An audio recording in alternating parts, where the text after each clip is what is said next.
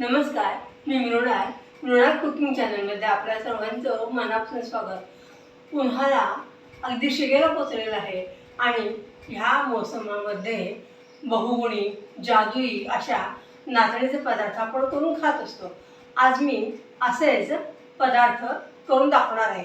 त्यातील पहिला पदार्थ आहे नाचणीचे सत्व किंवा नाचणीच्या सत्वाची खीर. चला आपण करूया का? कमी साहित्यात आणि पटकन होणारी अशी नाचणीच्या सत्वाची खीर आपण करतोय. 3 चमचे नाचणीचं सत्व घेतलेले हे मी विकतचं आणलेलं आहे. 2 चमचे गूळ आहे, थोडीशी जायफळ पूड आणि वेलची पूड आहे, 1 कप गरम करून गार केलेलं दूध आहे आणि इथं मी बदाम आणखीन पिस्ता ह्यांची पूड करून घेतलेली आहे. नाचणीचं सत्व घेतले 3 चमचे,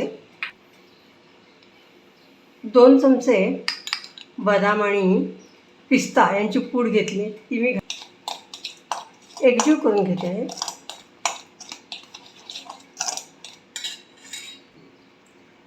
थोडं पाणी घालून त्याची पेस्ट करून घेते आधी, म्हणजे गुठळ्या होणार नाही.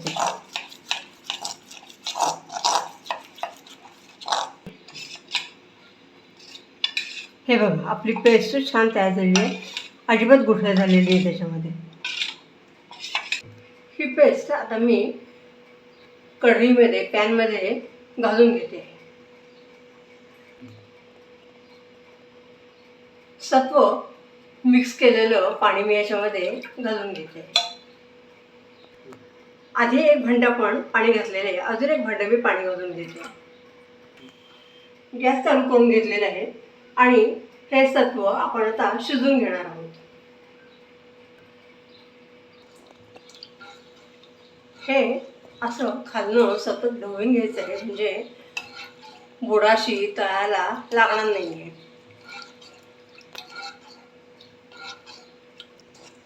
1.5 ते 2 मिनटं झालेली आहेत आणि आपलं नाचणीचं सत्व आता घट्ट व्हायला लागले, तुम्ही बघत असाल. हे बघा, आणि अजिबात गुठळ्या वगैरे होत नाही आहेत.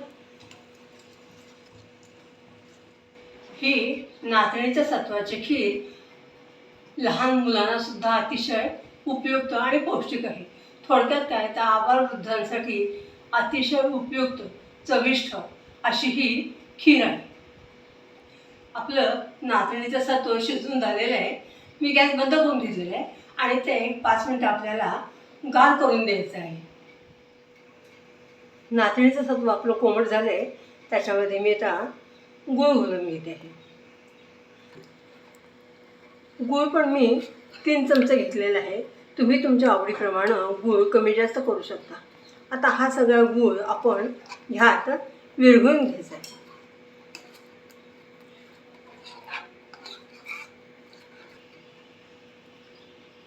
जायफळ आणि वेलदोड्याची पूड घातली, 1 कप गरम करून गार केलेलं दूध घालून घेते. लागलं तर मी अजून घालणार आहे. सगळं एकजीव करून घ्यायचे.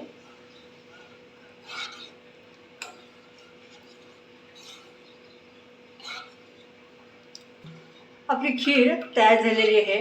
हे बघा, धड पातळ नाही आणि जास्त घट्ट नाही, अशी मध्यम अशी मी खीर करून घेतलेली आहे. आता मी ही ग्लासमध्ये प्लेटिंग करून घेते. मी नाचणी सत्वाचं बाउलमध्ये प्लेटिंग करून घेते. मस्त सुंदर छान झालेली एकदम.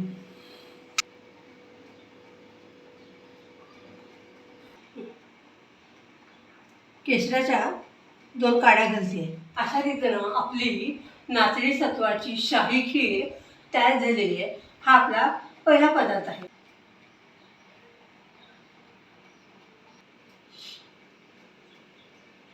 दुसरा पदार्थ आपण करणार आहोत नाचणीच्या पिठाची आंबील. घरातील प्रत्येकाला गोड पदार्थ आवडतोच असं नाही, म्हणून त्यांच्यासाठी दुसरा खास पदार्थ नाचणीची आंबील. म्हणजे हे दोन्ही पदार्थ असे आहेत जे पोटाला गारवा आणि मनाला तृप्तता देणार आहेत. त्यामुळे हे नक्कीच करून बघा.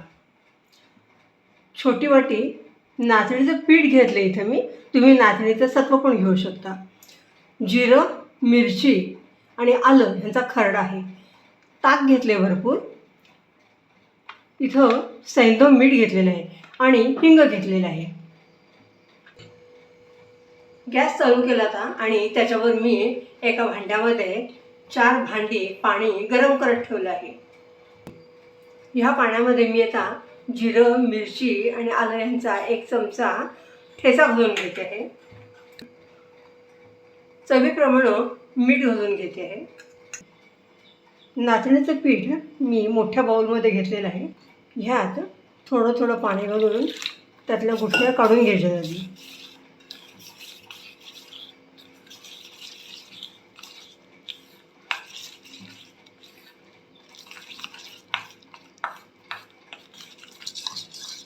नाचणीचं पीठ पाण्यामध्ये कालवून घेतलेलं आहे, एकजीव झालेलं आहे आणि अजिबात गुठली झालेली नाही आहे. हे नाचणीचं भिजवलेलं पाणी मी सगळं याच्यामध्ये गॅसवरच्या भांड्यात पाणी आहे ना त्याच्यामध्ये घालून घेतले आहे. हे भांडं पण मी धुवून घेतलेलं आहे आणि ते पाणी ह्यात घालते. पीठ सतत ढवळून घ्यायचे म्हणजे खाली गुठल्या होणार नाहीत.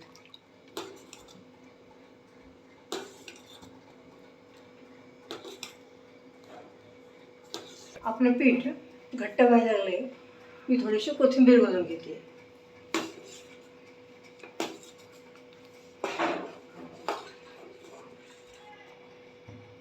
आंबील आपली शिजून झालेली आहे. ती थंड झाल्यावर अजून घट्ट होणार आहे. त्यामुळे मी आता गॅस बंद करून घेते आणि 5 मिनिटं थांबून आपण आंबील जरा गार करून घ्यायची आहे. आंबील जी आपली शिजून झाली ती त्यातलं निम्मच मी पीठ घेतलेलं आहे. बाकीचं पीठ मी फ्रीजमध्ये ठेवलेलं आहे. आता ह्याच्यामध्ये आपल्या आवडीप्रमाणे ताक घालायचे. मी इथं जवळजवळ 1 वाटी ताक घातलेलं आहे. पाव चमचा हिंग घालून घेते. हिंगामुळं आपली जी आंबील आहे ना त्याला एवढी चव छान येते आणि वास पण छान येतो. तुम्ही घालून बघा. आपली आंबील तयार झालेली आहे. थोड्या वेळाने अजून थोडीशी घट्ट होईल. तुम्ही खाऊन प्या किंवा पिळून खा.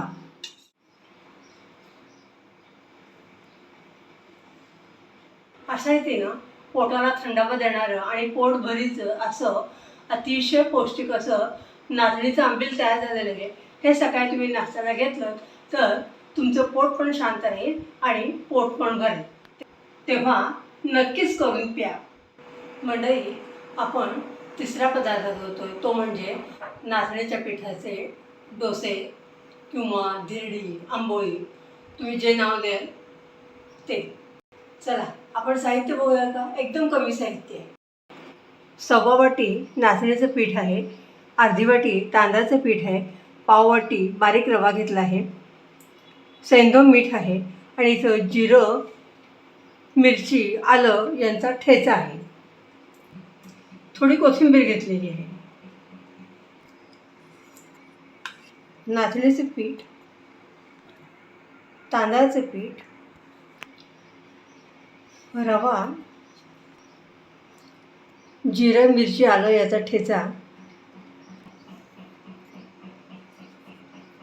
चवीप्रमाणे मीठ सगळं एकत्र करून घ्यायचे.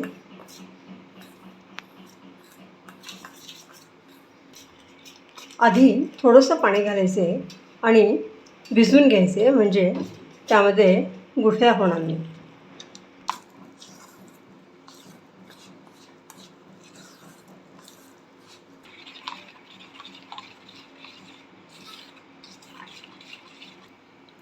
पीठ आपलं एकजीव झालेलं आहे आणि ते असं एकाच दिशेनं असं घोटून घ्यायचे.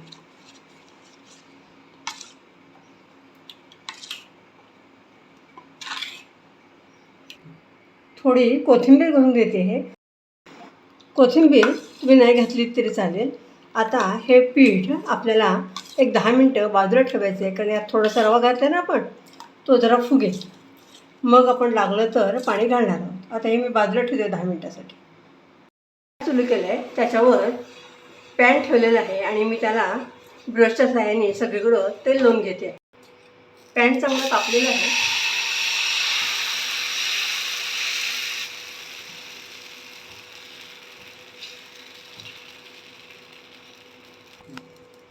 ह्याच्यावर झाकण ठेवून घेते. झाकण काढून बघूया, डोसा कडेनं सुटलेला आहे. उलटून घेते आपण. परत झाकण ठेवते. डोसा मी काढून घेते.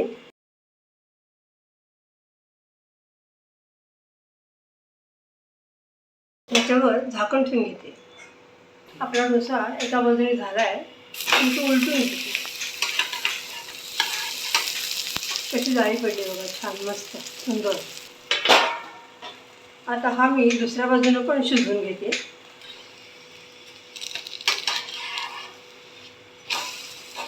आपला दोन्ही बाजूने डोसा छान झालेला आहे.